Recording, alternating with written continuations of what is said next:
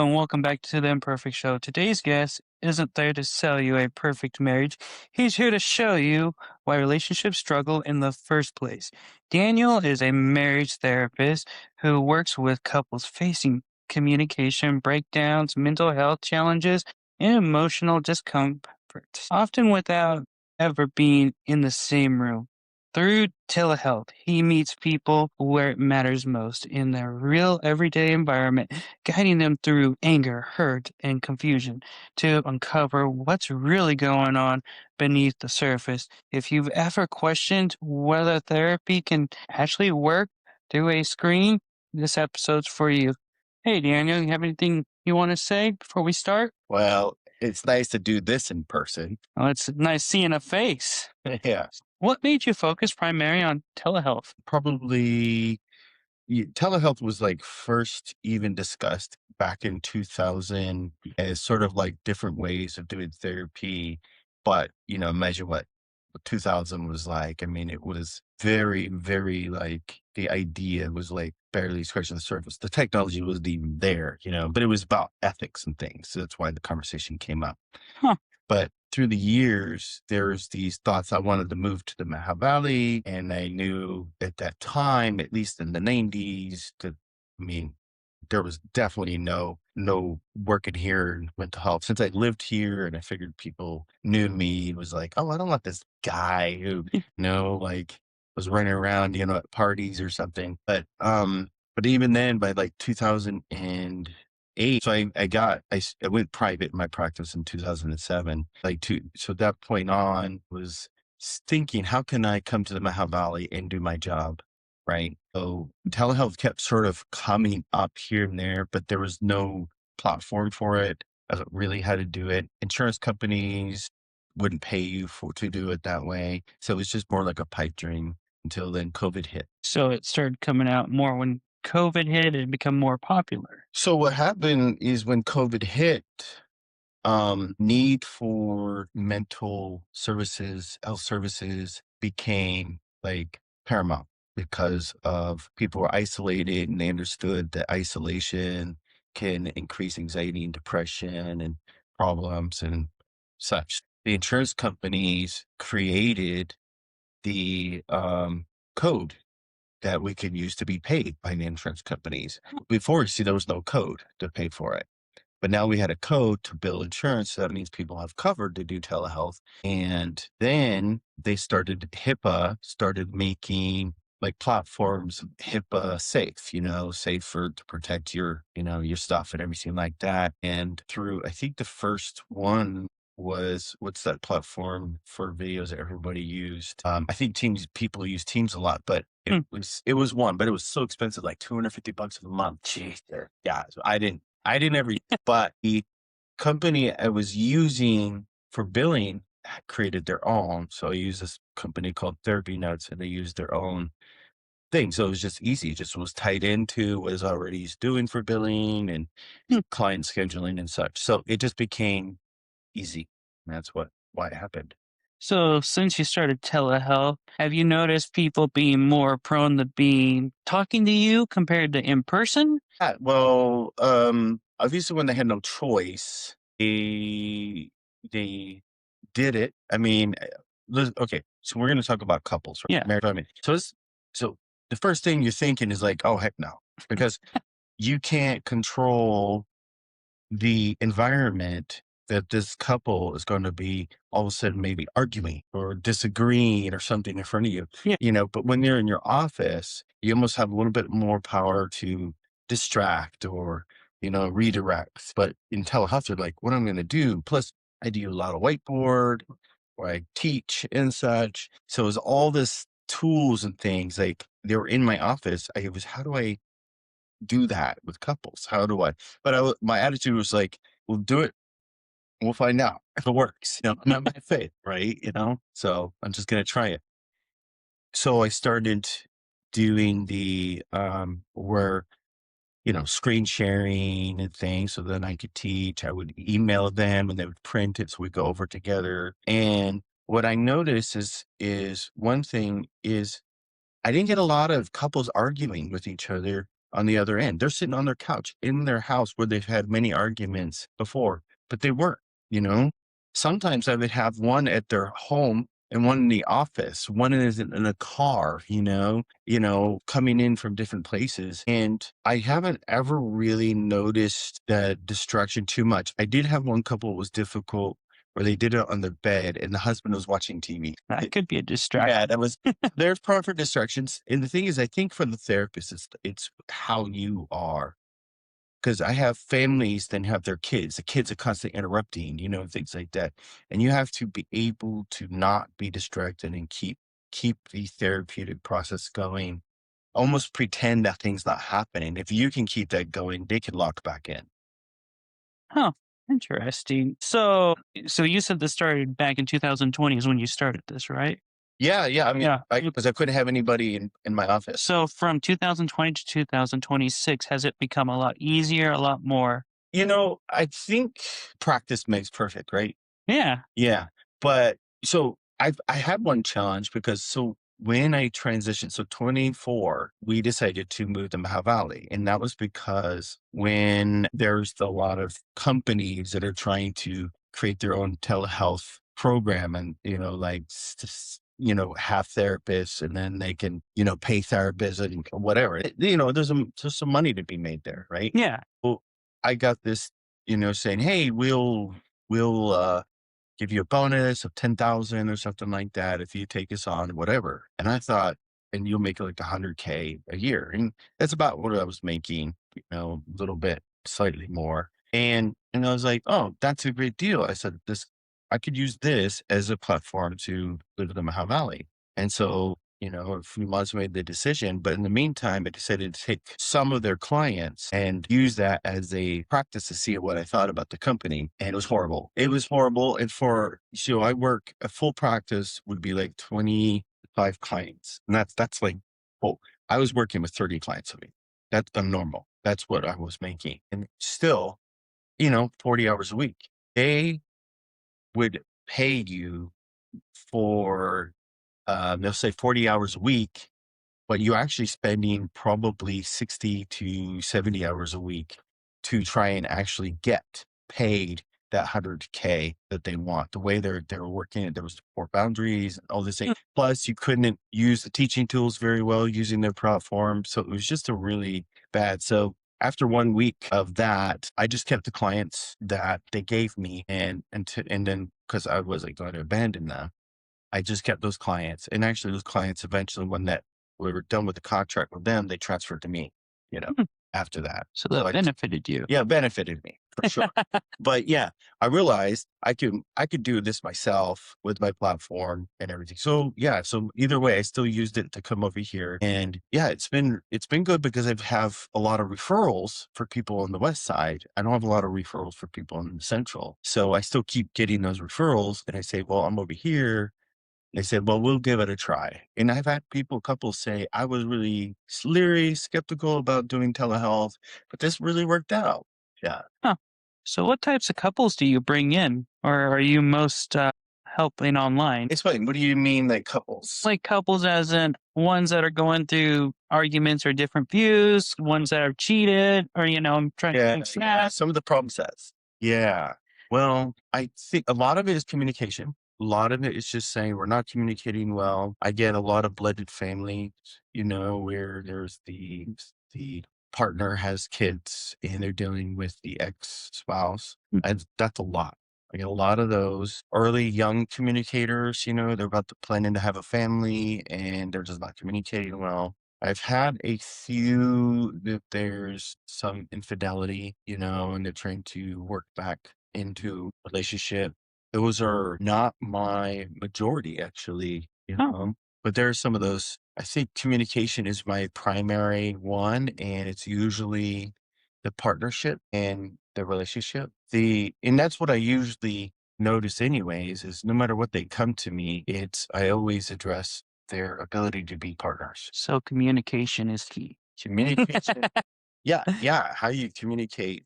I mean, we all speak English, but our version, I mean, is could be very different. I mean, I could say, stop yelling at me, and the other person's like, I'm not yelling. And well, maybe you're right. Maybe the decibels aren't going up, but the tone changes. And so my language is that's yelling, but their language yelling is actually raising your voice. Yeah. That's a simple example of, you know, Different ways people take stuff. different. Yeah. But you see, we don't check with ourselves. We don't, hear a word that go, okay, I hear this word. I don't like that word. Instead of jumping into those emotions that I get from that word, I should be checking when you say this word, what does that mean? And it may be interpreted different in that other person. Yep. And that's where the communication has Yep. to be bridged together. Yeah. Yeah. Like my wife and I had a disagreement about a word when I had shared stuff with her, was going on, whatever. And then I said to her, I'm going to call my parents and vent to them. And she's like, why aren't you venting to me? I said, I just did. She goes, no, you didn't. And I go, what does venting mean to you? She goes, there should be a lot more bad words and a lot more emotion. And I'm like, that's not how I vent. So her thought of me venting is saying, oh, I just talked to her, but I'm going to give my parents the good stuff. That Yeah, was her language. So, but me asking the question, what does that mean when you hear that, helped us not get into a huge disagreement. because that shows that you're caring to see what her interpretation is. Yeah. Yeah. Yeah, But that's I'm a lot more practiced at that because I'm really interested in that stuff. I'm really yeah, interested in the way we misunderstand each other. Misunderstand intentions, misunderstand perceptions. We're too busy ready to be offended or to jump ready to somebody. defend and ask the question, What do you mean? what do you mean? Tell me what you see. Rather than sell my point, I want to understand your point. Yeah, it takes two to tango, and you have to be on the same page to answer the same question. Yeah. And I don't like tango anyways. I tried tangoing. You're more of a salsa. Yeah. So I like the way you see when you tango, it's way too formal, way too many rules. Hold that pose and look serious. Tango, you can have a lot more fun and just move. Yeah. Sway, sway, the Cupid and sway. All with the music. Mhm. What do couples feel or fear before they even have their first session Judgment. from their Me. spouse or you? No, they're afraid. Everyone's afraid of judgment being misunderstood. And the couples is they want the therapist to say, you're right, they're wrong. They do. I mean, I'm not going to say 100% because somebody will say, that's not me. I'm ready. And that's true. And then, some people were like, really want to see better communication, things like that. But ultimately, we want someone on our side to say, hey, you're right.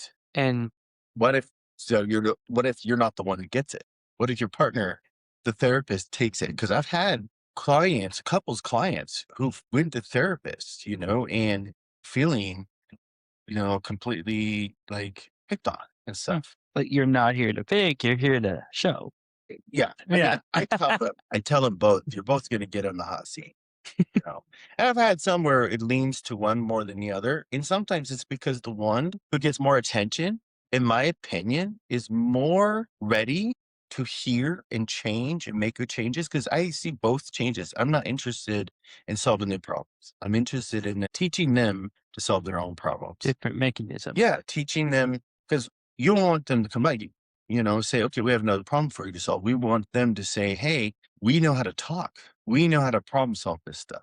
Do you know like collaboration, right? Mhm. Is the thing that we want to teach, not compromise. We want to teach collaboration. So what you're putting is tools in their toolbox to help fix this, I don't want to say problem, or this communication to where they can come to an agreement. Yes. And usually the thing is that actually requires education. It's learning. And, It and you is. see, if I just maybe listen to them. And what did you hear her saying? What do you hear him saying? What do you hear this saying? Blah, blah, blah.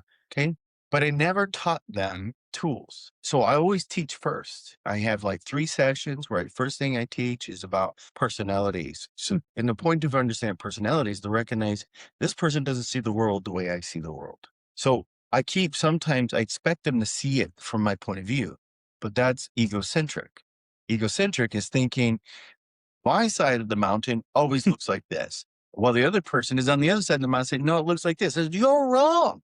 My mountain always looks, like the picture of Mount Rainier always looks the same. Yeah, You never see the picture that's actually on the south side looking north. You always see it from like the Seattle aspect. I never thought of that. Yeah. Uh, Yeah. wow. Liberty Bell Mountain. You will always see it from this one side. Huh. What does it look like from the other side? Doesn't look like Liberty Bell Mountain, that's for sure. I'll take your word on Yeah. it. Now I'm gonna go look it up after this. Yeah. Yeah. It's sort of, so that's personality. And then the next thing I teach about how to listen, not how to talk, actually, how to listen to someone. See, what's communication? Communication really is listening, you know? See, I could talk, but the other person has to learn how to stay out of their own head, try to understand this person. But what if conversations of like, what if it's my wife who's telling me about me? What I have to fight against is the defensiveness, the corrections. You didn't see, I have to fight against that. And that's hard for anyone, no matter how much knowledge you have. Trying to sit here and listen to somebody saying you're this and you're that is really difficult. But you have to still try and listen, because if you can get past those things, you might actually get past to the pain that's coming out, the pain that's reflecting into a you statement versus an I statement. So once you take that time, so anybody can learn to do that, it's huge. If you get two people to do that in the same room, that's an amazing. Hmm. Then the last one I teach is collaborative problem solving, not compromising. And pain can be in different forms. So pain is, well, yeah, pain is what? What is pain? I mean, physical pain, right? There's physical pain, there's mental, there's how you say it in code per se without even showing it. Yeah. Yeah. And a lot of people don't understand that or see that. Yeah. What's the core? Like all the way down to the number, like if you keep going down to the body, you go down to survival. Pain is tied to death, non-existence, you know? Yeah. Yeah. And then so it's fear. Scared. Yeah. Scared. Yeah, it's fear. I mean, fear is tied to the fight or flight response. Yeah. Fight or flight. Been there, done that. Yeah. Scary. It's scary. It's scary. But to even understand why am I scared? Yeah, very And what's the, we talk about fear of sharks, fear of the things that we know kill you, heights, all those things. But what is probably the most common fear that we don't recognize? something from our childhood. The fear, it's social fear. It's our relationships. Why do you think we fear our relationships so much? Because community is survival. You see, if you Maslow's hierarchy of needs starts with a pyramid and needs of, I guess, survival or whatever. The very first one, the very basic needs is water, food, air, right? The important things. Right. The next thing is shelter and clothing. Then sitting right on top of those two, it's community. Because of our social needs in community, going back to the hunter-gatherer days or whatever, the tribal days, Yeah. you had to be together to live. If you were banished from the village, you're not going to last long. You can't kill the mammoth by yourself. No, it takes a tribe. You need the tribe to survive. And so actually in the way of dealing with a child who is not following according to the tribe standards, they use a method of shaming. The shaming is saying, or shunning or shaming or whatever, is saying, if you do not follow what we do, you will be left and you can die. And it creates fear. So then they change to join because that's survival. So now, obviously, we could take care of ourselves. I mean, grocery stores are there to eat, Yeah. we don't need the mammoth meal, but it's in our DNA to protect us that rejection equals death.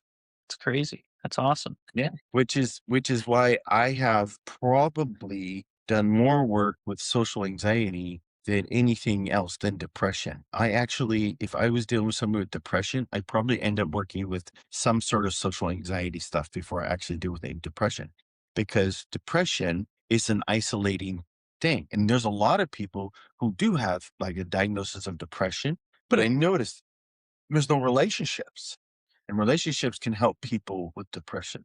So when you're online and you're doing this for mental health stuff, does it show up different, like through the screen compared? Well, it does show up different. Actually, I see you see more on that level for individual than you do see couples. Couples, you see their house, you see everything, you see the kids and all that Mhm. stuff. And actually, I enjoy it. You're in their life. But I tell you what, when you're doing individual, you know, they're, I have one like you kind of see what their environment is. You see their level of comfort. Sometimes, my session is staring at a ceiling because the phone is looking up, and I'm Hmm, talking to them, it's different. I mean, it's easier for them to miss sessions, than it is for people coming in person. But I feel like these 20 somethings and teenagers, mind you, teenagers are a whole other breed, but let's just say 20 somethings and 30 somethings give me a lot more, but you do miss out. You see, as a therapist, you use all your senses, and nonverbals, how they sit and everything. You're missing a percentage of it. so body cues. Yeah. You even pick up on energy, like an intuitiveness, Hmm, empathy that's present in the room. There's a relationship thing that kind of happens, transference, counter transference, things like that happen. But it kind of doesn't as well in there. But they're also more candid faster on telehealth than they are in the office. more candid, faster. Yeah, candid means they open up faster Um, about things. yeah, They're in their environment. Like there is a style of that you for therapy. I've never used it, but the couple or the family takes a camera at home, sets the camera up, and just lets it play. And says eventually the family forgets the camera is there. You get to see what the family dynamics are. And then you take that information and you help the family. That's a model you can use. Well, in a ways, you get a little bit of that with telehealth. interesting. Yeah. It's just I like seeing people in person, Yeah, it does feel as a therapist, it does feel lonely because you're on the screen and everything. And then you're just like, okay, you don't have that energy. connection. I don't know. It's just oxytocin. Even a therapist gets oxytocin from interactions and stuff Hmm, like that. But still, I mean, it's like couples. I've met great couples I've never seen in person. so when they first start out, what do they avoid? Avoid talking about and stuff over the computer Sex. versus in person per se. Oh, well, both of them don't talk about sex. So It's neither. Sex is an uncomfortable thing for. It feels too personal to talk about sex issues. Probably, actually, even in. I think the I don't think you're gonna get much difference though. I think the topics are the topics they're gonna have a hard time, but I don't think you're gonna see any avoidance either way. It's either they're gonna either telehealth or in person, it does not it's just the same. same. Yeah, it's gonna be the same. It's gonna be hard, it's gonna be hard. You might actually see them different topics come easier because they're in their comfort zone versus there's a bit of a distance. Until they get to know you, and then does it get easier from there? Well, I don't think people know what's okay to talk to a therapist about. I think because they haven't had the things. I mean, some people Hmm, will say TMI before they share it, and yeah, especially when it comes to things more in the issues of sex or whatever, there's this uncomfortableness. And do I have, I'm a male therapist, so as a male therapist, that you think a man's going to feel more comfortable talking to a guy about sex? No, maybe in a funny, crass way, not on a serious level with their partner. Now, would a male feel better talking to a woman about sex? Maybe better, but not that much. so But again, I'm not a female therapist, so I have experiences. But now let's talk about the woman yeah, talking about sex to a man. Probably not as easy. Probably a heck of a lot a lot easier more shut down. talking to a female about sex. Like, again, Yeah, you know, there's a lot of perception, like the guy, about men, and I have to be very professional but I have to be knowledgeable for the wife to feel like I'm not gonna be, derogatory or gonna, come from this man point of view. But I can imagine wives being very concerned and anxious that I'm not gonna get it and they're gonna make themselves vulnerable, but I've had I've had one experience, where I was able to identify that sounds like postpartum depression and da da da da. And it was just like, for her, she was like you're the only one who should kind of recognize that, and that helped me communicate to the husband what it's like for her, where no one seems to agree if it's postpartum depression because, it's almost like a whole lot of different type of problems, and such. And so explaining to the husband helped her feel like somebody gets it, you know. So one thing is I'm always taking information in, especially from, women, and trying to communicate to the man from a perception also as a man. Does that make sense? Yeah, so basically what you're taking from the female or from the postpartum person is relaying that and putting it into like man terms. I don't know. Yeah, no, no, that's That's what I comprehend from it. right. Right. Let's just like even take that away. You know what I've been running into recently is the relationship where the wife is the manages the home. A lot of stuff in the home, manages a lot. Been doing it for quite a few years and they're done. They're tired. They're exhausted. You know, like my husband doesn't help out. I'm always having to tell him what to do. I always having to make a list, I'm just done. Yeah. And the husband's just sort of like, like, why are you mad? Like, I'm working, I'm making money or whatever. They're both working. I mean, he can't, I mean, he might be making more than her, in certain cases, Yeah. but you see, what I notice is, first of all, there's something in some women who are feeling like they have to be a certain way. Like maybe as a wife, maybe as a potential mom, I don't know. I honestly don't know. It's something I had been paying attention to. Is this thing is I need to be able to take care of things. And the man has the same thing, but about other stuff. Different. They don't really care about their home. Like, their home is a utility, It's Yeah. not a living space to make and take pictures or, to invite hosting or whatever. But I noticed the women are more about, beautifying and Keeping it clean. making it, it's not clean. And clean is a part of it, but it's about, it's like my living space has to be an emotional experience, Huh. physical experience. A guy is just like, I just need to know where my stuff is. Right. You're right on that. Right. But on the outside, a guy may feel that I need to be a man in what way?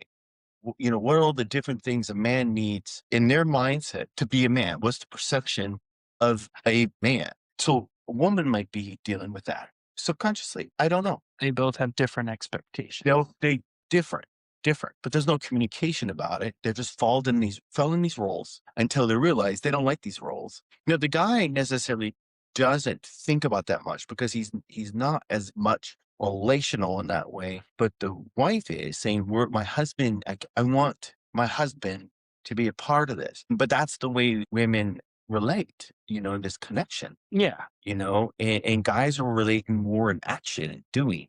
So, anyways, what for whatever reason, this now we're coming to this point where there's frustration. And the frustration is coming out in anger or hurt or whatever toward the husband. And the husband now is pulling away because he doesn't understand it. What's going wrong? I'm doing this and everything's fine. So he's pulling away. Or maybe he'll do some things to avoid her wrath, but there's no love involved, right? It's just more keeping it neutral. Something, keeping the peace. Keeping the peace. That's what I'm looking for. Right. So what I have first is I have talked to the wife about, or the partner, female partner, about how they fell into this role. And the thing is, the more they did, the less the husband had to do. Now the husband says, well, you want things like that. You want this and you want that. And I said, that's great. You can have it. I won't argue with you. You want fluffy pillows? Great. Have fluffy pillows. I love you. And you can have them. The fact is then she's like, I'm tired of fluffing the pillows by myself. I want you to fluff the pillows with me. I want you to do those things. He goes, but I don't care about those things. So because she took a lot of responsibility and he let her take the responsibility. Now, I have to communicate to the husband saying to love your wife. This is not about doing things to avoid her being angry. How can you love your wife? How can you do that? Fluff the pillows. Don't think it's a job. Think of she's going to love this. Huh. Go. Make the bed, not because it's a chore, not because of anything. Make the bed because she's gonna love that, not because I'm doing it to avoid her anger. So then I change the brain of the male Hmm. to want to do something to love their wife. That takes things away from her. Because she's like, why do I have to give you lists? Why do I have to do this? Say, yes, guess what? To the wife, you're going to be making lists because you're the one who wants these things. The guy doesn't think of it. He doesn't want it. He doesn't Can't care. read your mind. He can't read your mind, but he doesn't care, right? Yeah. Doesn't care. Like, one partner, she's like, I need a prep cook. I need a prep cook for 2 weeks. I need to go shopping. I want to go shopping this day, but I can't, and he's like, well, I'll go shopping whenever. She goes, I don't want to do that. I need time. But I said, see, if he sees how you can love her, then he's going to be more proactive about things. Now, here's the thing. She may have a standard of how it should be. She might have to bring some things down if she wants his help. He doesn't have the emotional, mental motivation to get it perfect the way you see it perfect. He's not going to have all the silverware pointing in the right direction, so to speak, or filling the dishwasher exactly how everything has to be right because he's never put the time or energy into it. Yeah. I mean, I'm a guy who does laundry in the house. I have everything down to a science. My wife goes, I don't even know how to do that. She's like, she even made a list for herself to figure out how to do the laundry the way I do it. I do it. But the reason I'm motivated, we buy nice clothes. I want them to last as long as they can because I don't want to spend, $150 on a pair of pants and then Yeah. wash them and then ruin them. So everything's about preserving even the colors in the clothes. I have everything down because I care, because I spent the money, so I care.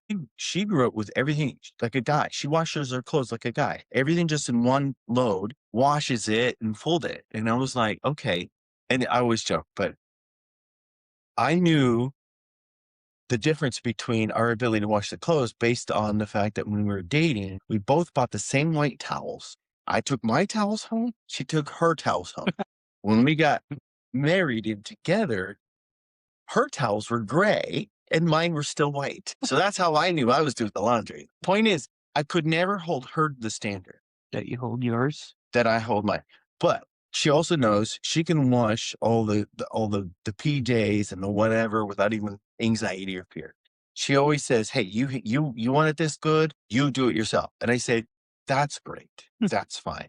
You know what I mean? Yeah. So, but we communicate, we understand my standard is not her standard, so I cannot expect her So you come to an agreement. to come to collaboration Collaboration. because we understand each other. Compromise is not understanding each other, but giving up something. You both give up something you want to meet in the middle. No one's happy. They're only half happy. But collaboration is understanding each other and you do it from a different place in your heart. And that's why I tell the husband, when you look for things and stuff, but also for the wife, understand if you want him to cook, stay out of the kitchen, you know? Because my wife is standing in the kitchen, she's going to correct me and tell me this and this and this and this. I said, no, you want me to cook? You need to leave. The end result is if it tastes good, not how I do it. Yeah. I remember that. Yeah. That was one of the issues in mine. I mean, are you just hearing this? If things kind of perking up for you, Oh yeah. memories? It Yeah. kind of Perking brings up. back to what I've done where I could see my issues in my marriage. And it's like, oh, wow, this makes sense. Or even just in real life, just in general. I got into this. I wanted to be an actor, go Hmm. to Hollywood. I had dreams very different than what I do now. But, I went to this podunk town in Arkansas. I went to college there because it felt right. But I was undecided. I was doing broadcasting radio as a minor. So, Hmm. I was doing the DJing, the light of Northwest Arkansas. That's awesome. Yes, and KLRC. I still remember it. Yep. Anyways, then my grandmother sent me a tape from on a radio bit on the differences between the way men and women communicate. And I was like listening to it. And I could say I was single, I was like a sophomore by then. So I was undecided still for my major. I was a sophomore, but I was single. And I was like, listening to this, thought maybe it'll help me get a girlfriend. but I was listening to it. It was so fascinating. It was the way we communicate. And I thought, and that's why it's so big about communication. I was like, these men and women communicate differently. And it was like, that's why there's so many disagreements, so many misunderstandings. Is the way we see the world just slightly different. It's not just personality, it's also the way men and women communicate. So I ate it up and I was like, I love this. This is so interesting. I said, how do I learn more? And they were like, well, psychology. I'm like, what, Freud? What? I want nothing. I don't care about those, all those psychology just look like people dealing with like insane people, you know what I mean? Like in hospitals and just Yeah. sad and dark. And I didn't want anything to do with that or stuck in a stuffy office. But like you can make anything you want of it. So, anyways, I did psychology, but then it was like I thought, dry and whatever. Okay, learning about it, wasn't that interested. But then my junior or senior year, I took a senior year, I took an elective in family studies. Hmm. And this professor was great, and he was straight talking about relationships. He was talking about couples. He was talking about premarital therapy, and he was talking about therapy with. And I was just like, I was just so on fire. I was like listening and eating it up. I'm like, what is this? And then finally said, that's marriage and family therapy. And that's what I knew. I wanted to be a marriage and family therapist. But now I had to figure out how to take a 2.3 GPA and turn it into a grad school opportunity. That's a whole other time. So we were kind of talking about this, about emotional and healthy responses and how they look like. Is there any other ones out there that are very like ways to respond back to how to communicate if you're miscommunicating politely? Yeah, well, I think if you are interested, there's two things you can do. First thing, keep them talking, telling more. Is there anything more? Have I heard anything? Is there more you want to? More information. Sometimes, like I said, you asked me a question. I said, can you tell me more what you're trying to say? Rather than just answering it, because I can sense that I may not understand what you want. Tell me more before I respond. I want more. The second thing is I'm going to say back, summarize back to the person what I heard them say, not my interpretation. I'm not going to take and say, well, basically, you're saying blah. I'm going to say back to you in my own words what I understand you saying in my own words. And when I'm done, I say, is that what you're trying to say? The other person can say back that you got it. So what happens if the other person says, no, you're wrong? I could get defend. Well, you're just not communicating well. I can respond. No, I said, okay, can we try again? Hmm. What did I miss? The other person says again, or thinks, patience is key. Patience is key. So basically, you're painting a picture to see if it matches it. There you go. That's a great one. Yeah. Basically, you're trying to paint what's the Numbers by color. no, that's real simple. No, there's this fun game with it's called Telestrations or something. And what you do is there's a word and then you draw a picture. The other person goes and looks at the picture, writes the word, what they think that picture says. The other person just sees the new word, possibly a new word, draws a picture. Then the next person writes the word with the pictures. And then when it gets back to you, you see how the picture looks. Yeah. Oh, It's like okay. a telephone game. Yeah. It's drawing. Huh. Actually, I might use that in 2 weeks when we do our Young Life deal. Yeah. I like that. Do it. Do it. Yeah. We've done it with music, not Yeah. pictures. So you see the word, person draws the picture. Now the other person doesn't see the word, they just see the picture. Now they have to write down what they think it is. At the Then the next person then draws the word with the picture of what the word they see. So and then you see at the end if anyone can get anything similar to what the original word is. Interesting. How do couples rebuild after years of emotional Trauma. and neglection? The real hard thing is called bad memories. Bad memories is so tied to are reactive emotional responses, or I call it relationship PTSD. It's when you're so used to something bad happening that your body remembers all the different inflections that you hear the tone, you see the body language, everything, the body goes, boom, it's ready. It's ready for the fight. Your heart rate's up, blood is going, and everything, you're ready. That's bad memories. And you have to learn to change that, like undo those bad memories. This right here, John Gottman, right here is called Seven Principles for Making a Marriage Work. What's really useful about this is the different reasons why it doesn't work. No, I mean this book, but he has the first thing he talks about is the different types of ways that marriages fail. And that's the thing, is bad memories is one of them. Um, Hmm. it's it's the way we say things to each other. There's a term he calls moving toward and moving away. You have to change the language of your part. Moving toward, saying things. When the person says, "Oh, look at the sun," I've seen suns. That's moving away. To say, "Yeah, it looks good," that's moving toward. So then you help couples from going from survival mode to connection. Yes. Well, I could tell you this, and this is something I discovered in working with couples. I do like to see the way things move, like a flow, sort of like a relationship with, how would I say, the circle of life or something, the way everything has a way of connection. Yeah. And I kept seeing this with couples that I could break them down into parts, their relationships. So the first part in a couple's relationship is the partner.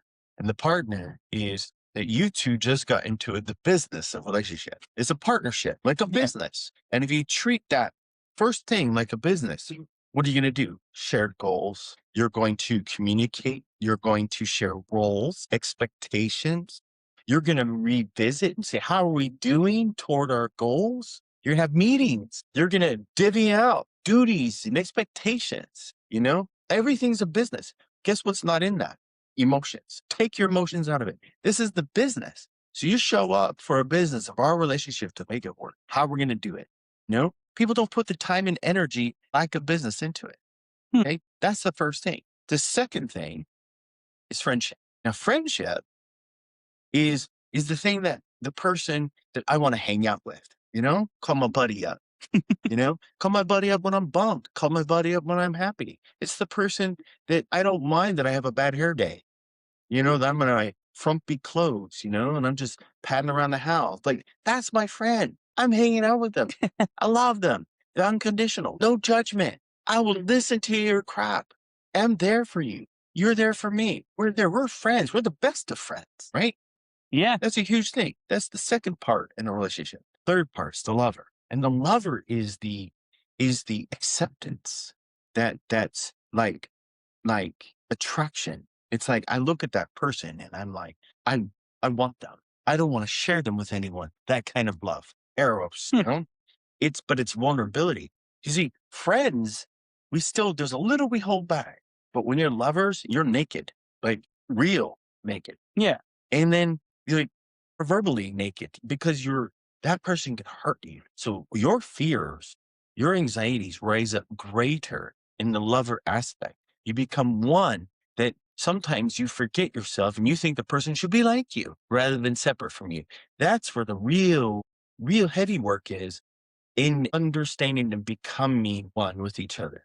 But you can't do that if the partnership sucks. Because if the partnership sucks, you're creating irritabilities. You're creating little things that start riding away at each other. Now, have you ever had a roommate? Yes. Okay.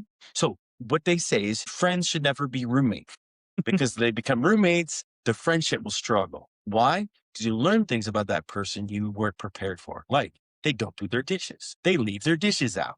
They're messy. They don't care. They smell. They leave their friends. The floor in the bathroom's wet. All these You share on the seams. all these things, financial stuff, Yeah. everything, because they didn't say as friends, let's talk about the business of living together as roommates. They didn't do that. They just hope we get lucky. Couples, who are lovers, they find each other. Oh, we're loved. They're just passionate. Let's get married. All those things, and everything is wonderful and glory. And they never spend the time to find out, to discuss partnership. And I tell people, like, if you're in love, use that energy to start hanging out like friends. Just don't go sit there and have sex all the time and think it's great. What can you be friends? Spend time doing the things like friends would do. Get to know each other, enjoy each other's interests, shared interests. What are those things? Then also the energy of learning about being partners. Like, how do we work together? All that stuff. You'll Hmm. see success. Now, just so you know, understand, partnership is key It's the foundation of a relationship because without that, cracks will happen. Friendship is the thing that keeps you going forever, forever. Even if they divorce, people will stay friends if they're friends. You know, we didn't work out, but we're friends. Friendship is forever. The lover aspect is the most volatile one because the lover aspect is the one that requires fuel. Now, the way I show the picture of a partnership, it's a square for the partner because it's like a foundation you build on this block.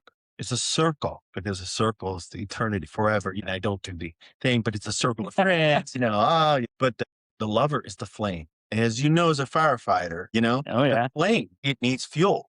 And you take away what, any one of the three, You ain't got flame. you ain't got flame. That's how much work it is to keep that lover going. A lot of men think, you know, well, intimacy, sexual intimacy. Yeah, that's a piece, sure. But it's vulnerability because I tell you what, there's a lot of people you can be sexually intimate, but be emotionally distant. But there's people who can't be sexually intimate unless they're emotionally connected. And that's where you have to have all three of those Yes, to make it work. all three of those. Yeah. And it's the little stuff. And tell you what, as a wildland firefighter, I understand fuel isn't the tinder. You need ladder fuel. You don't just throw a big log like a dude, here's a big log, and it could put the fire out actually. It knocked it. I mean, it's too Smother, much. yeah, Smother it. smother it. Yeah. You need the little stuff matters. People don't That's understand what that. it gets started Yeah. or lights it up. Yeah, and you need to keep adding to it, keep adding to it. Don't think it's gonna burn forever, you know?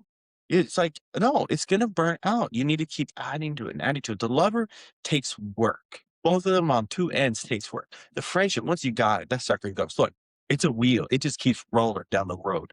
But these two, you need to keep building off of this, building, building, building. This one, you need to keep adding to keep the fire going. So that's been and actually that's what I'm trying to write a book on. Oh, that's exciting. Yeah. You like that? Yeah. I never thought of it like that. Wow, it just up here exploded. That's what I usually get when I do it, and that's how it was for me when I figured it out. Huh, man, I'm learning a lot today. Good. I think something we have to tell people is things just necessarily doesn't mean it'll get better. Therapy stirs stuff up. Therapy can make things worse before they get better. The myth is, even probably with therapists, is the therapist is supposed to solve it. And that's big, bad myth.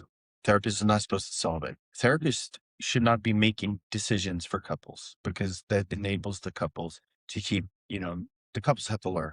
Couples have to figure it out. And I can't get in the middle of their problems, who's right and who's wrong. I get in the middle of their conversation and how they're saying things to each other, communicating, but I can't. And any therapist thinks that they know right. Yeah. I can't even if I have one client and they're talking about the partner, there is a tendency to want to believe the person in front of me. And I will say, I believe you, but also if that person came and sat down, I'm going to believe that. But I can't judge another person that I haven't met. And you get a lot of therapists just diagnosing the other person's partner without ever meeting them. Interesting. What's one habit that strengthens marriages the most? I know, man. Well, I'll tell you what. Okay, there's different parts to that, but I think it is not just communication. This is the type of communication that strengthens them. It is taking time to talk about your day, taking time to talk about the thoughts you have, just sitting there and just visiting with each other and talking. Shared experience is what brings people together. You have couples who are experiencing too many things separately pulls away. Shared experience.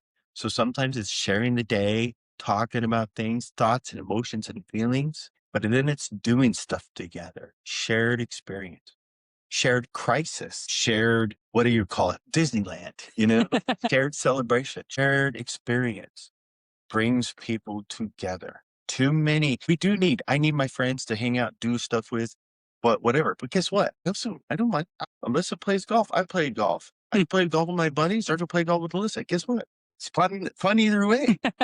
So then having a But with Alyssa, we could go looking for lost balls. so having a daily check-in is very good or a very It's positive thing to do. it's probably been more good because it's been better for us to talk more regularly about it and visiting to sit in there and talk, but talk about things that's been in our minds and whatever, we just get too easy to think and not share. As we get towards the end of this, we got a couple of questions I added on, Go ahead.